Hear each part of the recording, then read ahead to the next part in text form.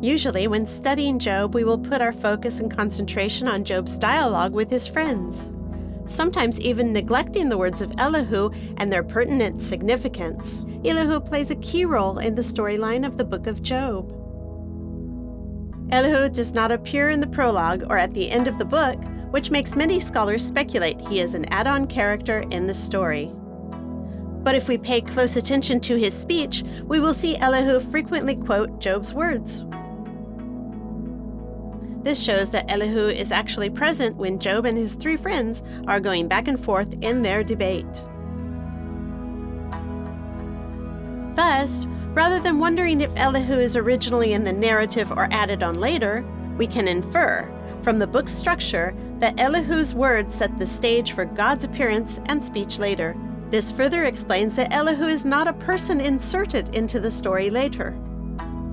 If we make an attempt to compare the ages of Job's friends and Elihu, we will find that Elihu is the youngest of them. This is why he speaks last. According to the tradition of the time, those advanced in age are well respected. This explains why Elihu waits until the end to speak, because he is the youngest.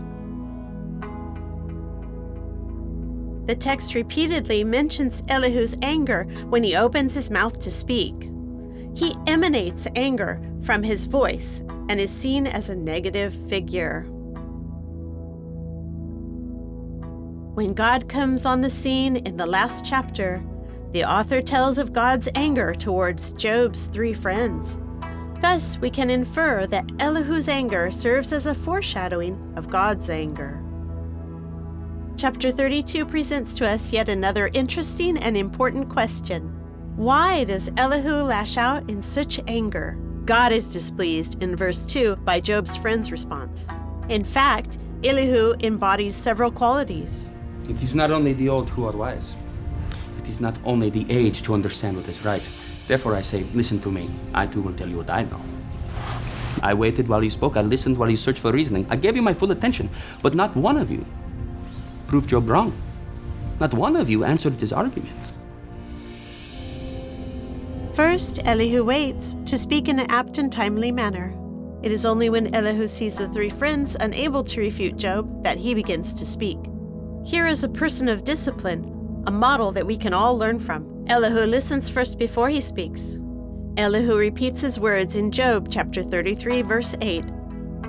Surely you have spoken in my hearing, and I have heard the sound of your words. The ability to listen and not quickly judge is a wonderful quality that Elihu possesses. In fact, the example of Elihu can be a good lesson for us now. When people go through suffering, it's best we do not judge, but instead, we are to cultivate compassion, to listen and empathize with their emotions. It is the spirit in a person. It is the breath of the Almighty that gives them understanding. I am full of words, but it is the spirit within me that compels me. It is the Spirit of God that has made me. It is the breath of the Almighty that gives me life. There is a second special quality that Elihu shows us from his reaction. The Spirit of God inspires and is the motivation for the wisdom of his words. Elihu speaks to Job, not out of the urges of his own flesh, but led by the Spirit. We see this shown over and over again in chapters 32 and 33. I am just like you in God's sight. I too am made of clay. No fear of me should alarm you, nor should my hand be heavy on you. The three friends see and speak to Job from a superior position. But when Elihu speaks, he stands on level ground with Job. He says, "See, before God I am as you are." Elihu has empathy when he talks to his friend Job, which is a different attitude from that of the three friends. Elihu also prescribes specific solutions to the problems he sees.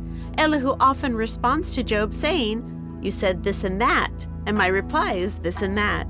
In counseling, Elihu's response is a positive example. When giving counsel, we should repeat the person's words first, showing that we have heard and understood him or her. Then, from a place of understanding, we express our thoughts. In the entire book of Job, Elihu plays a key role in bridging the past and the future. From Elihu's point of view, the past refers to the dialogue between Job and his friends. The future then refers to God's words. Consequently, both Elihu and God's words come together as double revelations to give wisdom. Elihu's words have prepared the stage for God to speak.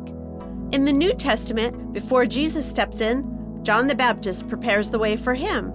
Similarly, in Job, before God appears, Elihu speaks in a manner that prepares the way for him. In fact, Elihu introduces the wisdom of God in this situation. In the Old Testament, we also see Joseph and Daniel as men of wisdom. They also embody the wisdom of God, causing the Gentile kings to have to listen to them. I thought age should speak. Advanced years should teach wisdom. But it is the spirit within a person. It is the breath of the Almighty that gives them understanding. Elihu attributes his words to God's Spirit dwelling in him in chapter 32, verses 7 to 8. Filled with God's Spirit, these biblical characters, Joseph, Daniel, and Elihu, are considered icons of great wisdom. Another similarity between them is that they have the ability to interpret dreams. No one but Joseph was able to interpret Pharaoh's dreams. In Daniel's time, no one but him was able to understand King Nebuchadnezzar's dreams. Furthermore, Elihu displays the ability to rightly respond to the complexities of a tough situation. Consequently, Elihu, who resembles Joseph and Daniel in their actions, are all men of wisdom in the Old Testament. Elihu responds to these 4 points made by Job. First, Job is innocent. Second, God is unjustly persecuting Job. Third, God treats the righteous and wicked no different. Fourth, God's reward and punishment are unclear. In chapter 37, Elihu speaks of God revealing himself as a thunderstorm. In this thunderstorm, God demonstrates his mercy and judgment. Possessing power that is beyond human, the thunderstorm reveals to us that God's way is higher than man's. Do you know how God controls the clouds and makes the lightning flash? Do you know how the clouds hang poised, those wonders of Him who has perfect knowledge? So many of these, do you know? Do you? Elihu asks Job, "Do you understand? Are you able? Do you have wisdom?" These questions resemble the ones God asks Job later. The Almighty is beyond our reach and exalted in power. His justice and great righteousness does not oppress. Therefore people revere Him. For does He not have regard for all the wise at heart? Then, in Job chapter 37, 23, and 24, we see the conclusion Elihu makes at the end of his speech. Elihu emphasizes God's righteousness and his way to use suffering to give wisdom. And then Elihu asks Job, "Are you able to control the changes in weather?" Job finds himself unable to answer these questions. We can see that Job is completely speechless, and not for the first time, when God asks Job a great many questions. In addition, interestingly, Elihu is also extremely angry with Job's 3 friends. The wrath he has towards the 3 friends is similar with that of God's. This further proves to all that his words pave the way for God's speech later. In our text, Elihu shows greater wisdom than the 3 friends. But how so? First, Elihu does not insist that Job is guilty, but he emphasizes that God is greater than man.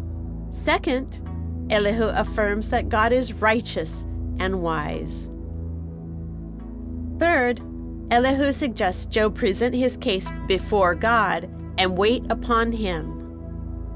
In conclusion, Job's 3 friends offer little support. Elihu and Job's conversation presents a positive example in contrast. Elihu's approach is an appropriate way to respond when someone is going through suffering. At Spring of Water International Ministries, we invite you to journey with us, giving seed to the sower and bread to the eater. Isaiah 55:10. To find out more, follow Spring of Water International Ministries.